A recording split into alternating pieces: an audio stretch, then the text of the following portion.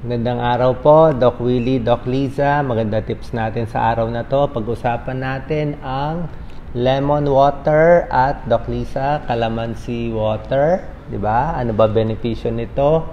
Tunay ba yung mga nababasa natin sa internet? Ililinaw po natin ano yung tunay, ano yung medyo hindi tunay. Saka paano ginagawa yung lemon water? Kanino pwede at kanino po hindi pwede? Mahal ba ngayon to, Doc Liza? Lemon, calamansi? Pag sa grocery o supermarket, 25 pesos lang ang isa. Pag sa palengke, mas mura-mura pa. Parehong masarap. Anyway, ang lemon at calamansi, citrus fruits, diba? So, mataas talaga yan sa vitamin C. Kita nyo talagang malasa. So, ito po ang base sa aking mga research. Hindi lang research sa mga doctors, medical studies, ano yung tunay, ano yung hindi tunay. Ang isang lemon, large lemon, mga ganito kalaki, 100 grams yan eh. Mataas po siya sa vitamin C. Mataas na mataas. 88% ng requirement natin. So, pag nilagay mo to sa 1 litro, naubos mo yan, kompleto ka na sa vitamin C sa isang araw. Alam naman natin, maraming benepisyo ang vitamin C. At mataas, Doc Liza, ang lemon sa soluble or dietary fiber. Napakaganda niyan. Soluble fiber, ibig sabihin marami siyang fiber, maganda yan sa tiyan. Saan nakukuha yung fiber? Di ba parang merong pulp bits? Yes, sa pulp bits.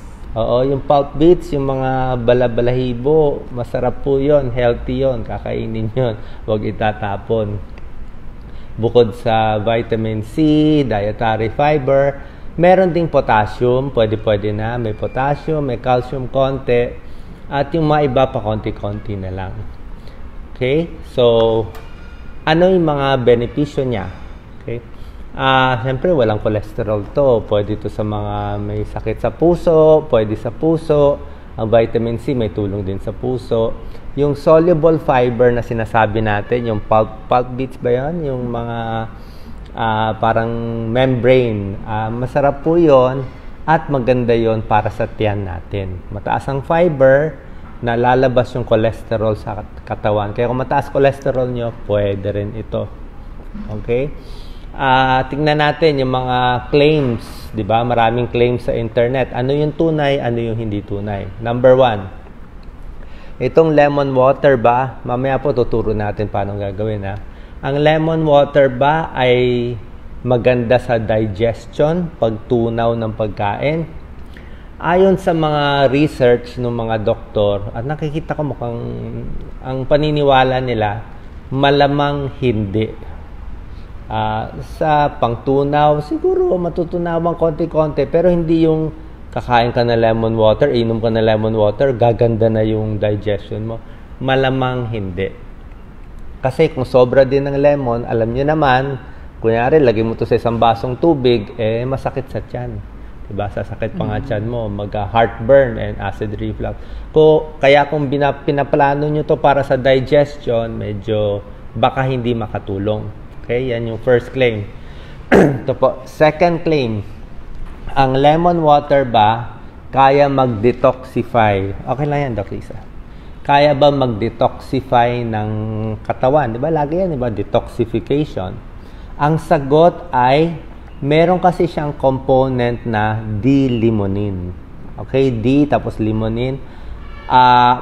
Ang D-limonene, napatunayan yan, ina-activate ang liver enzymes at siya yung nagde-detoxify or degrade ng mga kinain natin pagkain o yung mga medicine na iniinom natin. So, yung D-limonene nito, makakatulong mag-detoxify ng liver. So, dapat yes ang sagot, diba? May tulong. Kaya lang, yung dami ng D-limonene na kailangan mong kainin bago mag-detoxify ay sobra-sobra dami. Hindi mo makukuha sa isang lemon lang eh. Kaya, kung sasabihin nyo, detoxification, pwede konti. Makakatulong konti. Pwede na rin, kaysa wala, di ba? Pero you have to take lots and lots of lemon para maabot yun. Na hindi naman natin nire-recommend na magdami kayo, di ba? So, yun. So, pwede sa detoxification konti. Number 3, ang claim ay mayaman sa vitamin C, at malaki ang tulong sa katawan? Ang sagot ay yes. Okay, mayaman siya talaga kasi ang asim eh. Ang asim niya masyado, 40 milligrams vitamin C, 88%. Halos 100% ang kailangan mo sa buong araw. Hindi mo na kailangan magtableta ng vitamin C. Nainom mo na dito eh. 'Di ba? Pero may isa pang mas mataas ng vitamin C. Tinalo niya ang lemon. Alam mo ano? Orange. Medyo mahal ang orange eh. Pero orange, kung mahal ito para sa inyo, yun na lang, Doc Lisa, bigay mo. Ayan. Baka sumama loob nila eh. Kalamansi na lang, ha? Yes. Pwede rin ang kalamansi. Pero kalamansi, para makumpara mo sa isang lemon, siguro mga 6 kailangan. Titimbangin natin yung 100 grams. Siguro mga 6 o 8. Ang vitamin C ng kalamansi or lemon, proven yan. Maganda yan sa balat. Kasi nakakatulong sa collagen para matigas-tigas.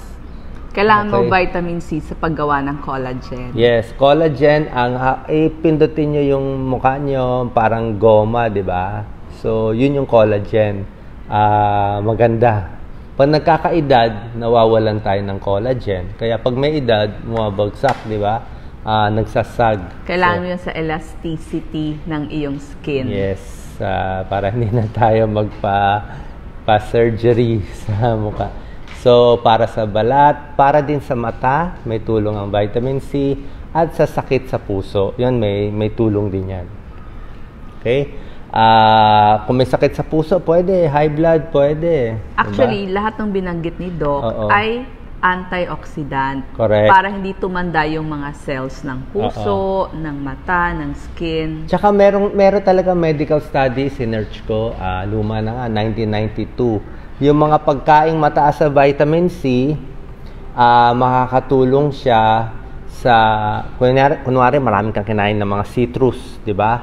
Mas nababawasan yung may sakit sa puso na stroke. 1992 epidemiologic study na patunayan yan. Kaya kahit ang American Heart Association sasabihin, kain kayo maraming prutas, di ba, para hindi magkasakit. Yan po ang, ano pa ibang citrus, Doc Lisa? Sa atin, orange, yan, dalandan. Malapit ng mapanahon, dalandan, kalamansi, dayap. So, marami din sa ating dayap.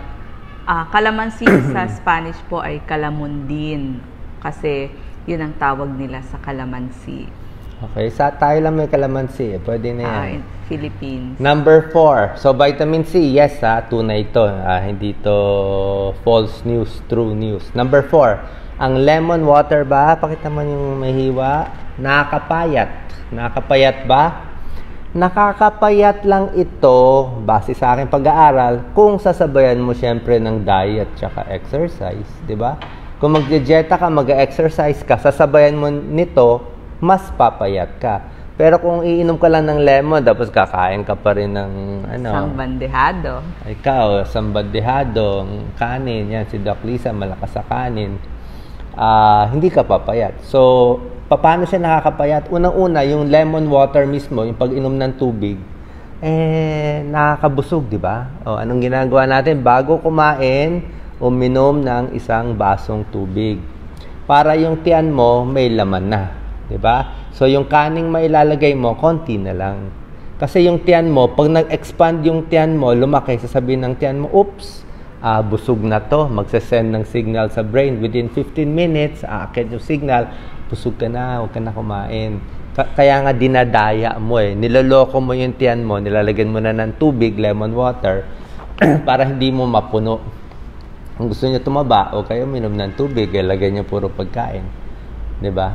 Isa pang tip para din hindi tumaba, dahan-dahan. Kasi nga pag lumaki ang tiyan natin, Doc Lisa, mga 15 minutes bago aabot sa utak, sasabihin ng utak, busog na ako.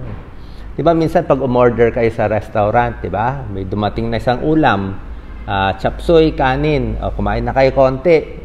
Tapos yung fried chicken nyo, ang tagal dumating. Tagal naman, waiter, 15 minutes na, diba? Gutom na gutom ako. Pagdating ng fried chicken mo after 15 minutes, busog ka na.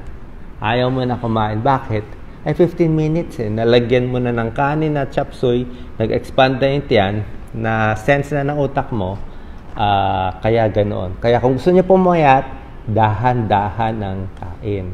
Kung gusto nyo tumaba, bilisan nyo ang kain within 15 minutes. Lahat kakainin nyo. Paano hindi pa nasisense ng brain? Yun ang sekreto. Kaya eat slowly. So, lemon water help you lose weight. Meron kasi siyang pectin doon sa fiber. Nakakabusog. At meron siyang polyphenols. Itong polyphenols na nasa lemon, pwede magpigil ng gana kumain. So, mawawalan ka ng gana kumain konti. Okay? Makakababa pa sa cholesterol. Sa mga nagda-diet, pwede. Ngayon, isa pa palang benefit. Sa may kidney stones, may bato sa bato, ang lemon, meron siyang citric acid. Ang citric acid, medyo nagpapalakas ng ihi at may tulong sa kidney stones. Bukod sa tubig. So, ito yung mga proven na benefits na sinabi ko. Yung detoxify, konti. Yung digestion, parang hindi.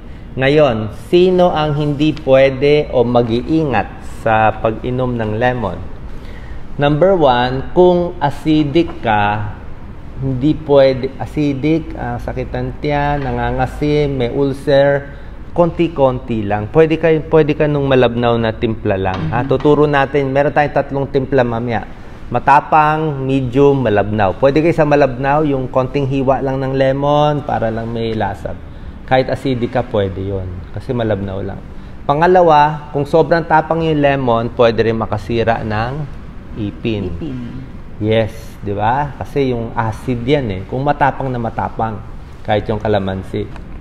Kung malabnaw, pwede. Yung buto, hindi kinakain ha. Bawal ang buto. Yung iba, nilulunok ang buto. Pampabusog, wag na lang. So, ito na, pakita mo, Doc Lisa, how to prepare lemon water. Ang strong preparation na hindi ko nire-recommend, ito yung strong na timpla, isang lemon sa isang basong tubig.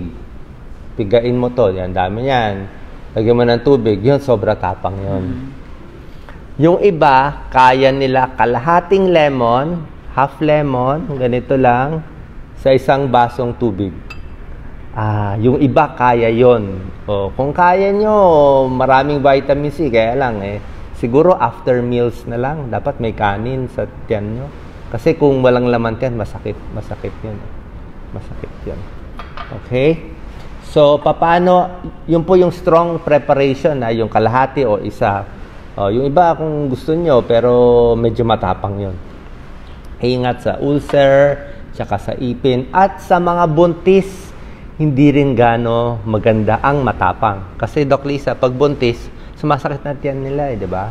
Hyperacidic na ang buntis tapos mapapa-acid ka lalo. So, pwede ka nung malabnaw. Okay? So, ito yung matapang. Ayaw natin. Ngayon, Doc Lisa, gawin mo na yung medium. Okay. Milder preparation. Ito yung pwede sa atin. Sa 1 litrong tubig, yan, kailangan mga 1 liter. Lagyan mo 1 litro. Sa 1 litrong tubig, kailangan mo ng kalahating lemon. Sige, pigain mo na yan. So, ito, andito na yung 1 liter na tubig. Sige. Yan. Okay. 1 liter. Tapos, sinukat mo na yan. Piga. Yung ating kalahating lemon. Malinis ba kamay? Yeah. Actually, meron hong pangpiga talaga ng lemon. Meron kaming presser para walang sayang dun sa inyong lemon. Sa mga restaurant, ginagawa nila, hinihiwa-hiwa na lang nila ng maninipis. Tapos, yun yung nilalagay nila sa kanilang pichel. Ang problem lang doon, lagay ng tubig. Pag ganon, matabang na yung pangalawa. Siyempre, ano lang naman hindi naman talaga yun ang order mo. Ba't mo tinapon yung balat? Tatapon o ilulubog? Kaya lang kasi, hindi na to maganda tignan. So, yung iba, ginagawa, yung other half ng lemon, ito yung hinihiwa-hiwa. Okay, tama. Tapos, or yung iba naman, pag naubos na yung 1 litro nila, lalagyan pa ulit. Pag ganun, di yung pangalawang katas na, hindi na siya. Yes. So, maghiwa na lang ng isa. Sige, haluin natin. So, 1 litrong tubig, kalahating lemon. Pahinga naman sa baso. Kasi in a day, kailangan naman natin 2 litro So, isang buong... Buhos. Pwede ka nang gumawa ng 1 pichel. Kasi isang pitchel mga malamig o 2 mainit liters to na eh. lemon. May video tayo dyan, di ba? Malamig or mainit. Ang nababasa ko, nire-recommend nila. Mainit eh. Maligamgam eh. Pero kung gusto nyo may yelo, pwede na rin naman may Pwede ice. rin. Cold lemon. Lalagyan ba ng... Ay, naman yan. Lalagyan ba ng asukal? Added calories Kung gusto na yun. nyo tumaba, kung naluluwagan kayo sa pantalon nyo. For the kids, lemonade. Naluluwagan kayo sa pantalon nyo, gusto nyo maging chubby, konti, lagyan nyo na maraming asukal. Pero kung gusto nyo medyo sexy o payat, ang ganda ng mga fiber niya, oh. Diba? Pero kung para sa kids, siguro, pwede pa kasi they like lemonade eh. So, yan po ang milder preparation, kalahati lang. Pero tingnan natin gaano ba kaasim, Doc Lisa. Pwede mo labnawan konti. Medyo mapait-pait, pero masarap eh. Yun talaga. Mas malasa ang lemon kaysa sa kalamansi. Pero pwede rin naman kalamansi. Yung mga pinapakita po sa restaurant na isang maliit na lemon lang sa 1 litro, ayun, walang bisa yun, di ba? For added taste lang. Kasi yung iba nga, may mga tao, hindi makainom ng plain water. Gusto, flavored water. So, ganyan po gumawa ng flavored water. So, iba't ibang flavor. Kesa naman mag-soft drinks nga naman. So, flavored water na yung i-offer natin. Isa pang mahalagang tip, yung iba, Doc Lisa, yung lemon water niya, 1 linggo na. Meron mo 1 linggo naman. 1 linggo na, binabaon pa konti-konti. Wag naman 1 linggo. Siguro kailangan inumin na natin to ng mga 2 araw. Kung kaya nyo inumin 1 araw, mas maganda.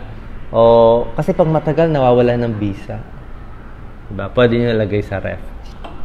Okay? So, yan yung mga benefits ng lemon water. Pero, ang benefits ng lemon water, hindi lang sa lemon, nasa water din. Diba? Konting tips lang sa tubig. Iinom tayo ng 8 hanggang 10 basong tubig in a day. Sabi ko nga, mga 2 litro yan, araw-araw. Maximum na pwede inumin sa 1 araw ay 3 litro. Okay? Lahat ng tao po, 3 liters, ha? Pag nag-comment dyan sa akin sa ibaba na, Dok, uminom ako 4 liters, nako, lalagyan ko ng X. Kasi bawal po yon 4 liters sobra. Uminom ako, Dok, kaya ko 5 liters, nako, X ko rin na naman yon. Please, pakibawas. 4 liters, 5 liters, sobra daming tubig, lalabnaw ang dugo. Pag lumabnaw ang dugo mo, magkakagulo ang thermostat, babagsak ang potassium, magkukumbulsyon. Convulsion, seizure, delikado. Ha? Gusto ng katawan natin, balanse. Huwag sobra labnaw, huwag dehydrated, huwag din sobrang daming tubig. Kaya 8 to 12 glasses lang or 2 to 3 liters. Pero kung pagod na pagod, pawis na pawis, siguro 3 liters lang pas konti. Depende. Ang pag-inom, maganda uminom ng lemon water or tubig, Doc Lisa, sa umaga. Diba? Pagkagising sa umaga, oras na makita nyo ang ihi nyo medyo madilaw-dilaw na. Okay? Pag naging medyo yellow, dark yellow na ihi nyo, medyo dapat nervyos tayo konti. Konting nervyos, hindi naman magpapanik, inom agad ng tubig. Huwag hayaang madilaw at mag-dark yellow ang ihi. Sabihin dehydrated. Baka masira kidneys natin. Habang nag-exercise, inom din muna ng tubig. Diba? Sa buntis, mas maraming tubig kailangan. Mga 3 liters o baka pwede pa lumampas konti. Nagbe-breastfeeding, diba? Pag nanunoy yung lalamunan, like may sipon, may ubo, napakaganda. Tubig, tsaka lemon water pa. At titingnan yung kulay ng ihi. At last tip, ewan ko lang to sa mga kapwa kong, wala pa ako nababasang 3 liters, very good. Okay? Pag may nabasa ko 4 or 5, sobra. Sino lang ang hindi pwede uminom ng 8 to 12 glasses ng tubig? May mahina ang puso. Okay? Hindi lang, pag may sakit sa puso, siguro 6 na baso. Pero yung mahina ang puso, may 2D echo, mahina ejection fraction, mga 35% ejection fraction, nagkakaintindihan kaming may heart failure, bawas na tubig. May manas na manas, hindi rin pwede. Nagda-dialysis, hindi rin pwede maraming tubig. Yun lang. Pero para nga hindi tayo umabot sa dialysis, sakit sa kidney, sakit sa puso, kailangan maraming tubig. Pero kung maga na, sira na yung organs natin, doon na nagbabawas eh. Okay? At ang last tip, ewan ko lang sa experience ko lang, sa mga may nervyos, may panic, di ba? Di ba sabi natin, relax, deep breathing, sobra stress. Alam nyo, sa experience ko masarap to sa mga may nervyos. Yung mga may nervyos, okay ang pag-inom ng tubig. Di ba? Pag ninenervyos ka, inom ka konting tubig, pahinga ka lang sa tabi. Di ba? Nakaka-relax siya. Actually, yung lemon din, nabanggit mo na rin, nakita din nila, pag inamoy-amoy mo, yung smell niya kasi nakaka-relax. So, nakakatulong sa mga may anxiety. Pampagising to. Pamparelax dun sa mga anxious, may nervyos. Pampagising siya.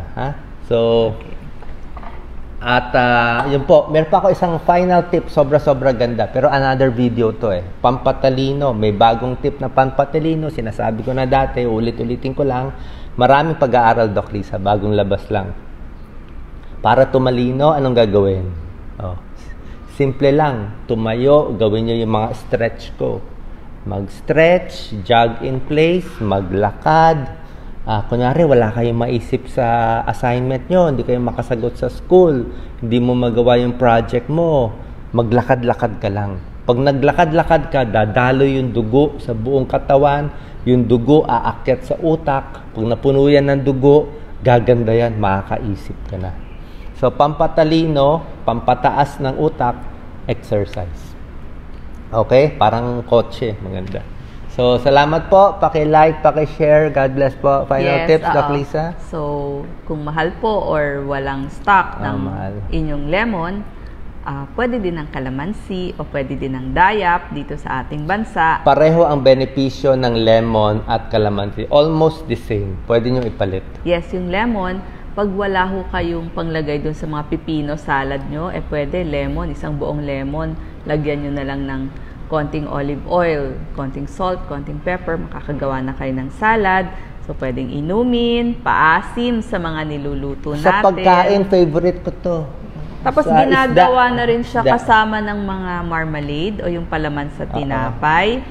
May nag-comment lang, pampaputi ng balat. Tinanong po namin sa mga dermatologists, ingat lang po kasi baka mapasobra, masunog yung inyong balat sa paggamit ng lemon or ng kalamansi. Ang turo ni Dr. Katigo, kung gusto niyo talaga gumamit ng kalamansi, konti-konti lang kalamansi, lalagyan pa ng tubig. Yes. Siguro one part kalamansi, 2 parts water. Tapos kung puputi, matagal daw 6 weeks. Yes, medyo matagal gagamitin. So, ingat, yung pangpaputi na lang talaga. Isama ko lang yung comment lagi nakikita ko, paulit-ulit yung comment na, Doc, uminom ako ng 15 piraso nito sa umaga, puro masama, boss. Hindi po pwede, ang asim-asim common sense Diba sinabi ko nga sa inyo, wag sobra asim, gusto magpapayat, baka ma-hospital tayo. Wag sobra asim, lagyan nyo ng tubig kasi nga pwede kayo mag-hyperacidity, lalambot, masisira ang ipin, mau-ulcer pa, 'di ba? Common sense Kahit kaya ng tiyan nyo, wag naman. Pag may hyperacidity na, kahit nakalagay sa water, wag na lang hindi nyo kailangan puruhin. Isama nyo sa tubig, sama nyo sa ulam, pareho na rin yun. Hindi to patapangan Gusto natin, para hindi mahirapan yung tiyan. Mamaya